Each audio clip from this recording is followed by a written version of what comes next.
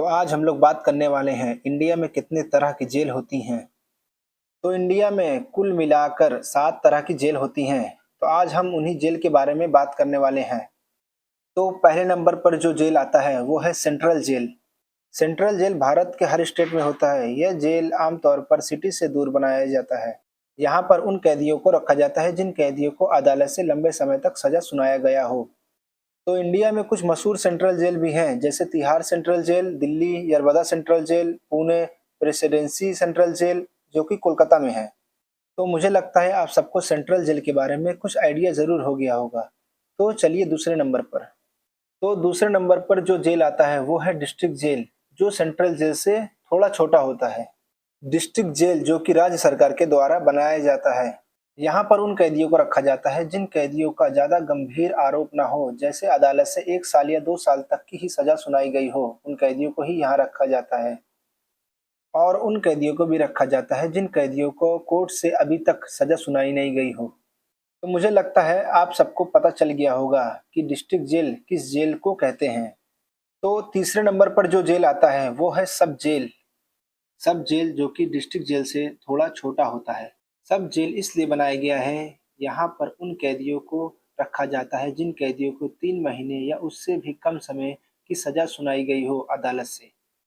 Police वाले जब किसी क्रिमिनल को अरेस्ट करते हैं तो उसे पहले डिस्ट्रिक्ट जेल या सेंट्रल जेल में न डालकर उसे पहले सब जेल में डालते हैं।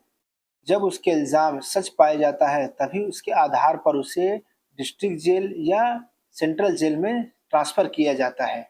तो चलिए हम लोग जानते हैं चौथे जेल के बारे में, जो कि है ओपन जेल। तो नाम सुन के ही आप सबको समझ में आ गया होगा कि ओपन जेल हर जेल से अलग होगा। तो ओपन जेल बनाने का ये कारण था कि यहाँ पर उन कैदियों को रखा जा सके जिन कैदियों को समाज में जुड़ने का एक और मौका दिया जा सके। तो ओपन जेल में ये फ़ायदा था कि यहाँ पर दिन के समय बाहर जा सकते थे काम करने के लिए या फिर अपने परिवार से भी मिलने के लिए, मगर रात होते ही इन कैदियों को वापस आना पड़ता था जेल में। तो 5 नंबर पर जो जेल आता है वो है स्पेशल जेल। तो जेल के नाम से ही आप सबको पता चल गया होगा कि यहाँ पर सिर्फ स्पेशल कैदियों को ही रखा जाता है। स्पेशल कैदी जैसे आतंकवादी, देश के गद्दार और भी इन जैसे कैदियों को भी रखा जाता है जिन कैदियों से देश को खतरा हो। तो अपने लिस्ट पर जो 6 नंबर पर जेल आता है वो है वुमेन जेल। तो औरतों के लिए एक अलग जेल इसलिए बनाई गई है क्योंकि मर्दों की तुलना में औरतें कम खतरनाक होती हैं। अगर हम दूसरे नज़र से भी देखें तो मर्दों की तुलना में औरतें कम होती हैं गिनती में, इसलिए उनके लिए अलग ही जेल बनाना सही था। तो आखिरी नंबर पर जो आता है अपने लिस्ट में वो है borstal school. Borstal school open करने का ये कारण था कि जिन बच्चों की उम्र 16 साल से 21 साल के बीच में हो, उन बच्चों को सिर्फ बोरस्टल स्कूल में ही रखा जाए, ना कि डिस्ट्रिक्ट जेल और सेंट्रल जेल में, जहाँ पर ज़्यादा खतरनाक कैदियों के बीच रहते रहते वो भी खतरनाक हो जाएंगे और सुधरने की जगह बिगड़ जाएंगे।